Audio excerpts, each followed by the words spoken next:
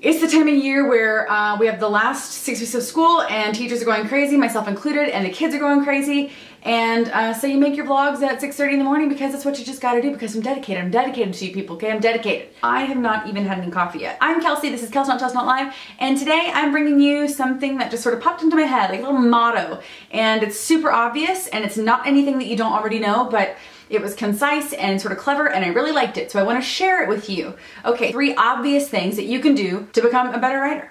I mean, you do these 3 totally obvious things, and your writing will become obviously better. Number 1, the first thing that you need to do if you want to be a better writer is write more. It sounds super obvious, but yeah, I mean, the more you write, the better you get. Practice makes perfect, doesn't it? Number 2, read more. Everybody pretty much knows that to be a great writer, you need to read a lot. You need to read very widely. You need to read in your genre, and you need to read outside of your genre. You need to read books that are comp titles to the work that you're creating, and you also need to read books that are far outside of the scope of what you're trying to make on your own. So if you're like me and you can find yourself getting too busy, too distracted, too much on your plate to make time to read, that isn't actually an option, Kelsey. You have to make time to read because it's critical to you improving your craft. And number 3, I don't know why I'm pawing at you, but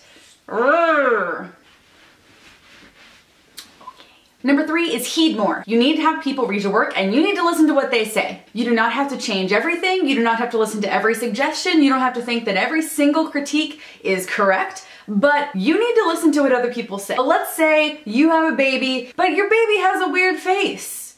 We don't need to change babies' faces. What are you thinking about? So, okay, that analogy didn't work because you don't need to do anything to fix your baby's weird face. Your baby can be fine how it is. Let's just scrap that whole thing. Let's talk instead about, let's say you make a recipe, and let's say it's got 18 cloves of garlic. Let's say you're like into garlic, right? And you put all these cloves of garlic, and people are tasting your recipe and they're like, it's got some big flavors and stuff, but you might want to think about maybe like a little less garlic.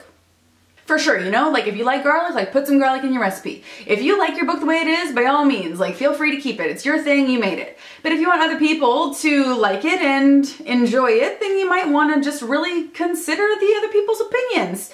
It doesn't mean they're going to be right all the time, but there's value in outside opinion because that outside opinion gives us additional perspective. You don't want to just look at your work through like one single lens. You don't want to look at your work through one viewpoint. Since you only have one point of view, you're going to need to count on the people around you to give you those other perspectives. So there it is, guys. Super quick vlog today. I'm kind of proud of this one. Write more, read more, and heed more. 3 obvious things that you can do to make your writing obviously better. You guys have a great week, and I will see you next time. You, as the parent, aren't gonna think about your baby's weird face. Well, you're gonna think that your baby is awesome and the cutest. Okay, we gotta let this baby thing go. Oh, okay. Well, this was successful. I need to go back to bed.